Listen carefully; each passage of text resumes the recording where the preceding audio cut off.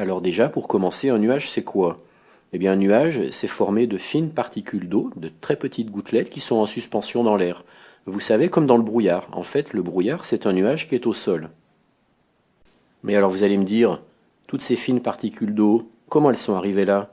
Et comment elles flottent dans l'air comme ça?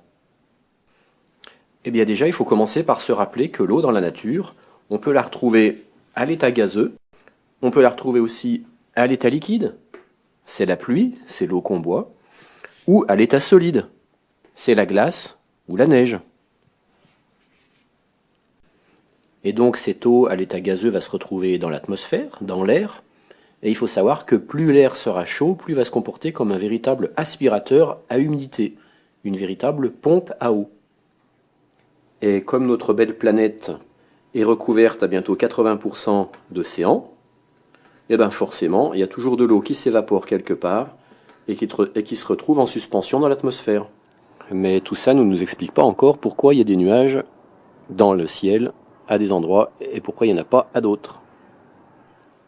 Donc reprenons au début. On a une masse d'air chaud au-dessus d'une masse d'eau.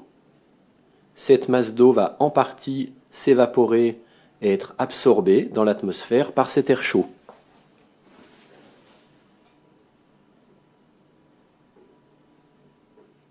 On se retrouve donc avec une masse d'air qui a un certain pourcentage d'humidité à l'état gazeux, mais pour l'instant, à l'œil nu, on ne voit pas cette humidité dans l'air.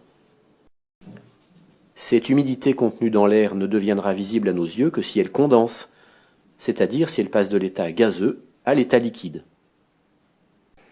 Oui, c'est bien beau ça, mais la condensation, c'est quoi? Eh bien, la condensation, c'est tout simplement quand l'air est saturé d'humidité. Un petit peu comme une éponge qui accumule de l'eau, qui gonfle. Et au bout d'un moment, eh ben, qui ne peut plus l'accumuler et qui dégorge. Voici la courbe de saturation en fonction de la température de l'air.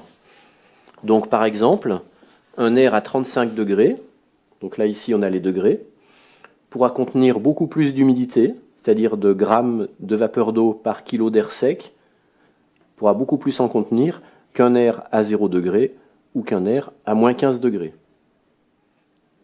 La dernière chose qu'il faut que je vous explique, c'est que quand de l'eau passe de l'état liquide à l'état gazeux, il va y avoir absorption de chaleur. Et ce phénomène-là est quotidiennement ressenti par chacun, parce que par exemple, à chaque fois qu'on sort de la douche ou qu'on sort du bain, eh ben, on a tout de suite une sensation de froid sur la peau, parce qu'en fait, c'est l'eau qui est sur notre peau qui commence à s'évaporer, et qui du coup absorbe la chaleur de la peau et provoque cette sensation de froid sur le corps.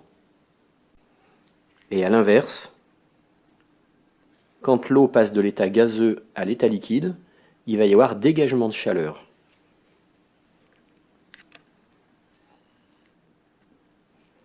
Et ça va être très important par la suite pour comprendre la formation des nuages. Donc je résume, on a une masse d'eau, une masse d'air chauffée par le soleil.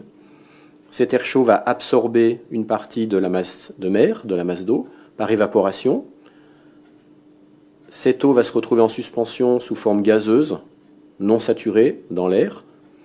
Cet air ensuite va être emmené par un courant dominant. À un moment, il va entrer en contact avec de l'air plus froid.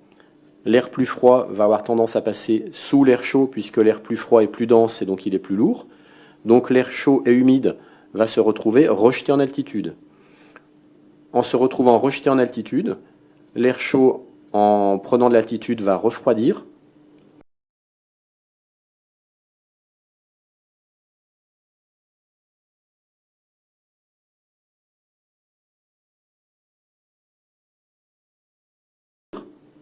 En refroidissant, à un moment, il va trouver son point de saturation, et donc l'eau va passer de l'état gazeux à l'état liquide sous forme de gouttelettes d'eau, et c'est à ce moment-là qu'apparaît le nuage. Alors vous vous rappelez tout à l'heure qu'on a vu que l'eau, en passant de l'état gazeux à l'état liquide, produisait de la chaleur. Donc notre air ici qui a condensé, qui s'est saturé, qui a condensé, il va se réchauffer. Donc du coup, en se réchauffant, il va devenir plus léger que l'air environnant. Donc en étant plus léger, il va encore vouloir grimper. En grimpant, il va se refroidir, il va à nouveau saturer, il va à nouveau condenser, il va à nouveau produire de la chaleur, et il va encore vouloir grimper. Et c'est ainsi qu'on peut avoir des nuages qui sont sur une altitude très élevée, comme les cumulonimbus, qui peuvent se développer sur une altitude de 10 km.